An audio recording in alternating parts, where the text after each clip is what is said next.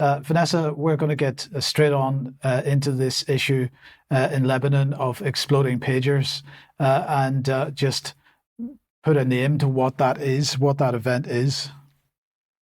Well, I mean, effectively, it's state terrorism from Israel that ended in the massacre, or 11 people killed, and officially 2,800 injured and maimed. And the figures are rising. I'm hearing numbers of around 4,200. So let's just have a look at a video of what actually happened.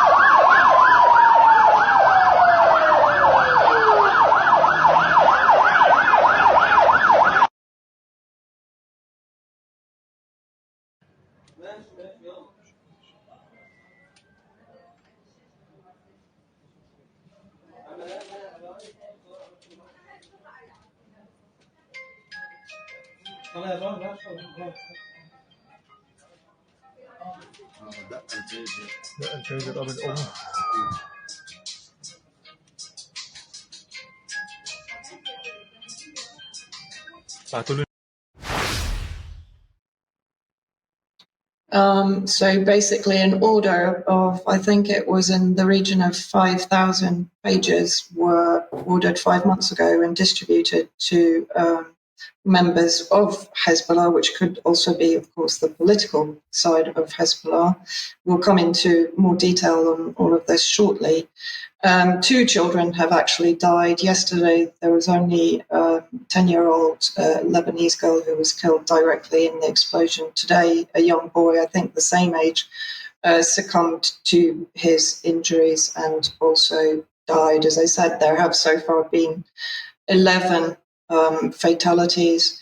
So this is in Al Monitor exclusive. Hezbollah suspicions forced Israel to expedite Lebanon pager attack. It was not the Israelis' preferred course of action, according to the sources who contributed to the article, to detonate the pagers ahead of a full-scale war with Hezbollah.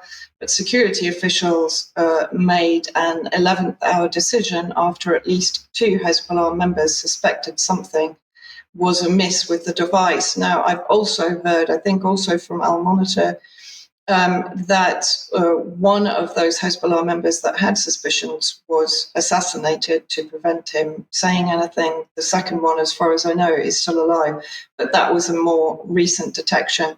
So this is basically the timeline.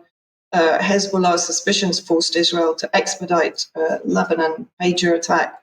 Pentagon denies its role. We'll come into that in a second. Air France and I think Lufthansa have cancelled Tel Aviv flights and flights to Beirut in fear of escalation. Again, the US denies its involvement in the Lebanon explosions, but of course that's a familiar pattern. The Iranian ambassador was injured. I believe it's not seriously. There were stories today that he had been blinded by the explosion. That's being denied now by the Lebanese Health Authority. So Israel carried out the pager attack against Hezbollah. But of course, when you're talking about pagers, that many thousand pagers in amongst civilian population in markets, as you saw in the video, in crowded areas, it's going to impact also on civilians. As I said, following intelligence information, that 2 members of the Hezbollah group caught wind that the pagers had been breached. High-level regional intelligence sources told Al Monitor that the decision to carry out the operation was forced on Israel following the intelligence lap. The sources revealed that thousands of pagers Hezbollah acquired for its members were booby-trapped by Israel before they were delivered recently to the organization. And one has to assume, we were discussing this, Mike, that the explosives would have been planted in that interim time between manufacture and delivery to Hezbollah.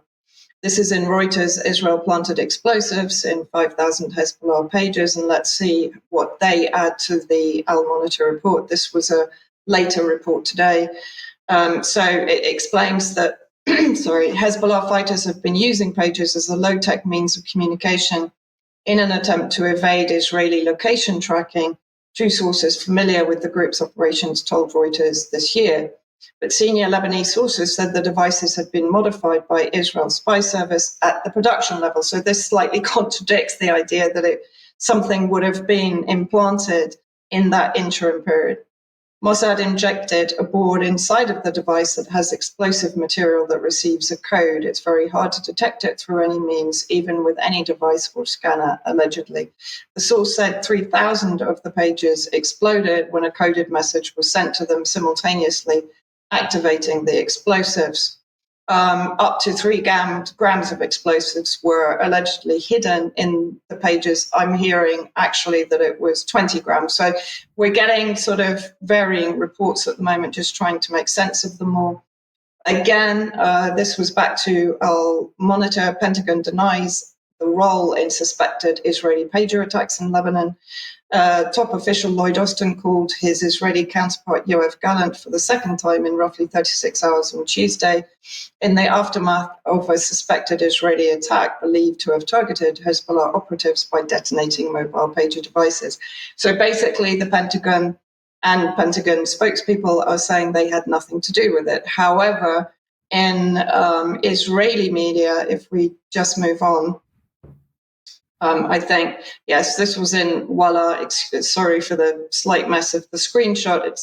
That's how it comes out on the Hebrew website. But here they're actually saying that Defense Minister Gallant called his US counterpart Lloyd, saying that Israel was going to take action in Lebanon soon, but refused to give any details. So probably the truth is somewhere in the middle of that. What is the response from the US State Department, particularly spokesperson Matthew Miller, who told reporters in Washington that US urges Iran not to escalate regional tensions following the pager attack? So as usual, no condemnation from the US State Department of what is effectively state terrorism by their ally Israel. Now, interestingly, again, as I've mentioned before, every time the US envoy or Secretary Blinken arrives in Israel for talks, we see an escalation, normally in Gaza or in the West Bank, but this time Amos Hochstein, the US envoy, arrived in Israel for talks to defuse potential war with Hezbollah. And of course, we've seen an increase in the belligerent Israeli rhetoric regarding a war in the north in the last few days, particularly with Netanyahu threatening to sack Yoav Gallant, defense minister. So Hezbollah has put out a statement vowing to retaliate. Said Nasrallah, the Secretary General of Hezbollah, is speaking tomorrow on Thursday. So then we assume more details following an investigation will be given. And of course, what did I say? Blinken heads to the Middle East. So we can expect potentially further escalation. So these are the actual pages. This was reported in TRT World, AP 900. This is what we know about one of the pages that exploded in Lebanon. And there you can see one of the destroyed pages. They managed to determine that it's the Apollo pager. And if we look at who is the manufacturer of this, just a brief description about the Apollo 900. People can freeze frame and read it to get more details later.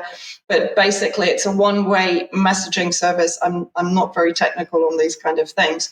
But of course, that is why Hezbollah were trying to avoid location detection by using these fairly simple pager devices. Taiwan's Gold Apollo says it did not make the pages used in the Lebanon blast, and who does it basically finger for that.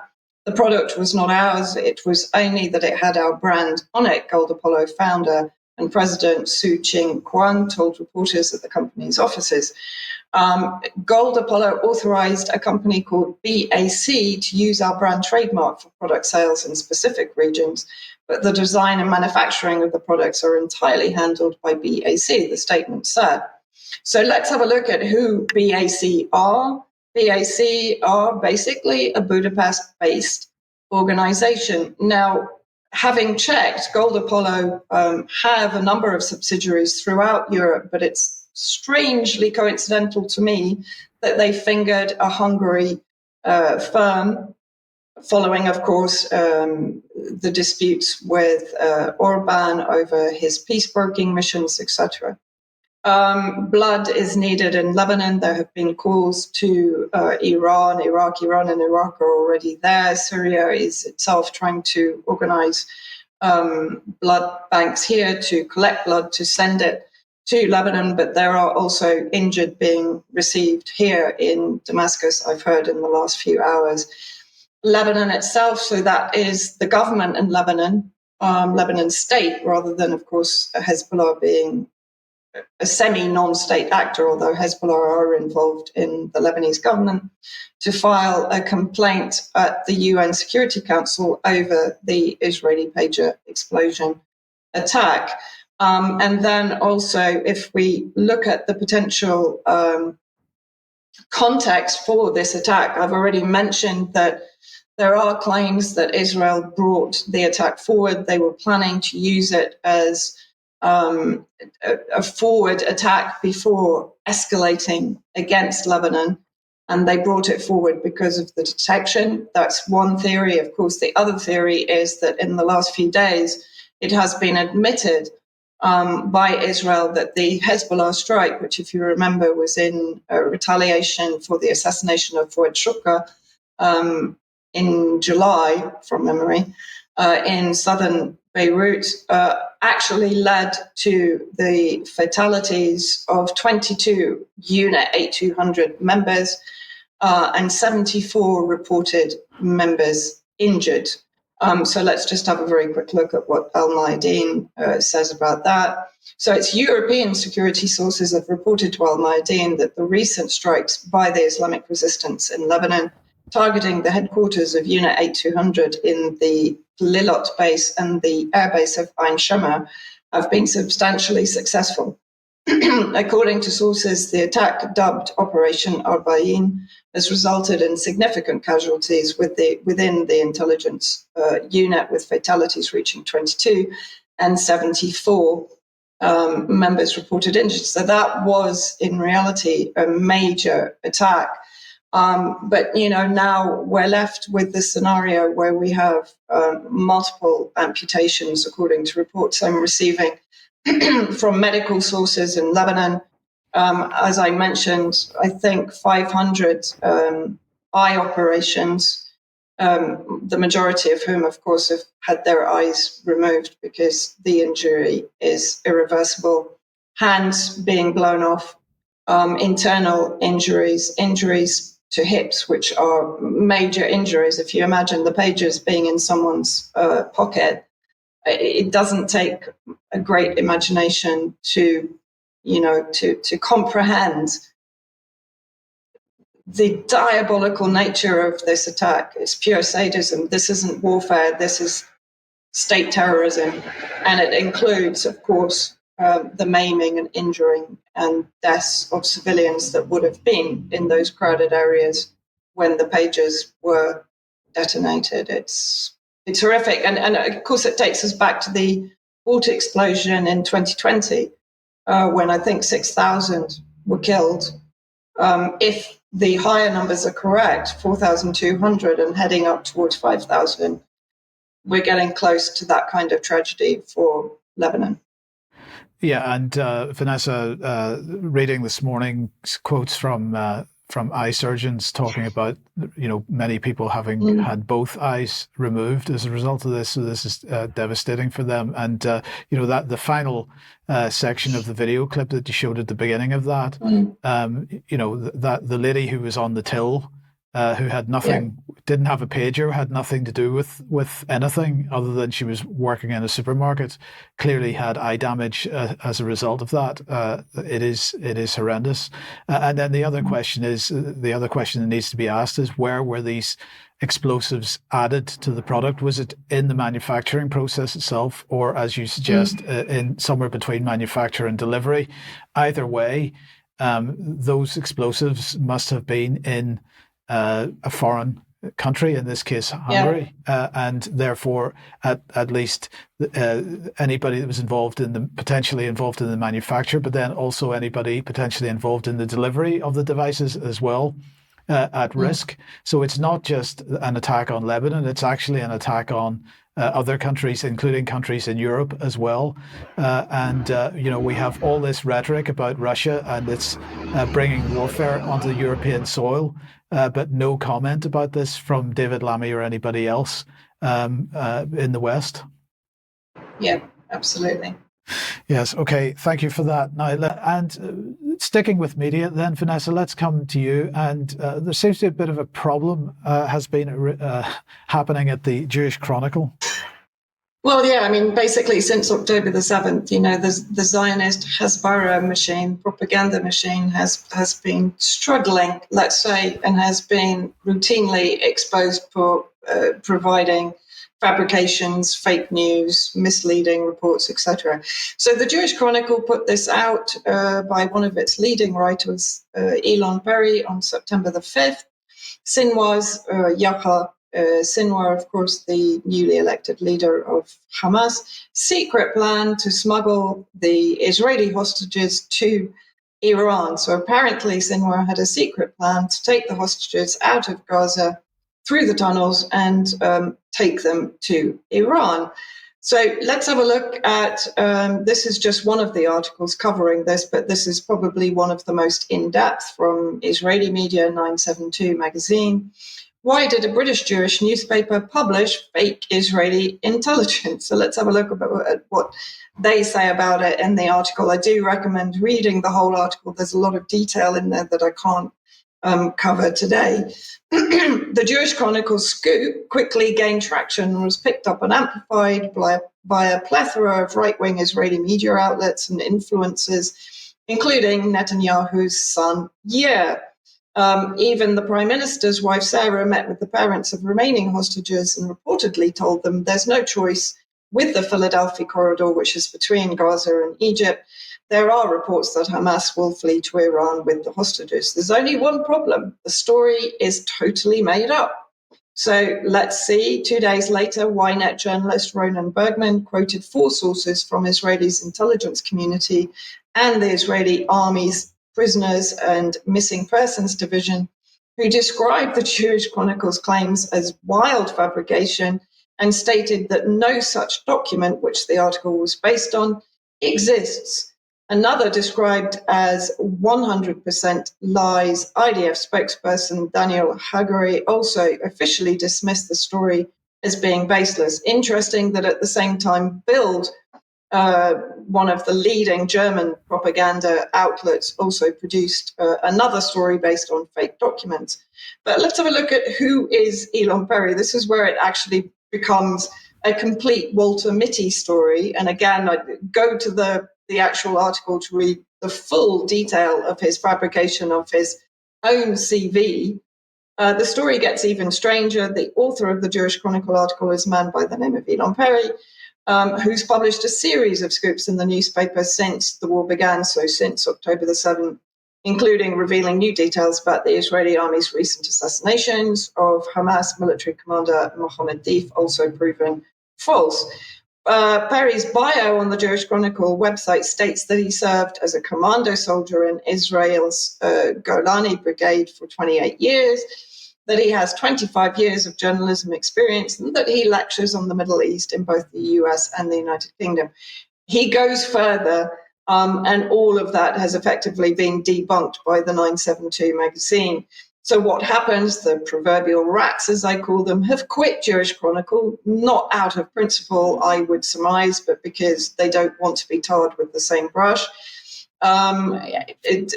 So columnists Jonathan Friedland, Hardley Friedland, and David Ranovich have resigned from the Jewish Chronicle after it became embroiled in a scandal over a widely debunked story. And Elon Perry's work has been entirely scrubbed from the website. But who else has also jumped ship, so to speak? David Badiel, who we know very well at UK Column, has no plans to write for the Jewish Chronicle amid the fabrication row. So quite extraordinary, really. Absolutely. It's very drop of the dead donkey. And well, we'll talk about more about that in extra as well.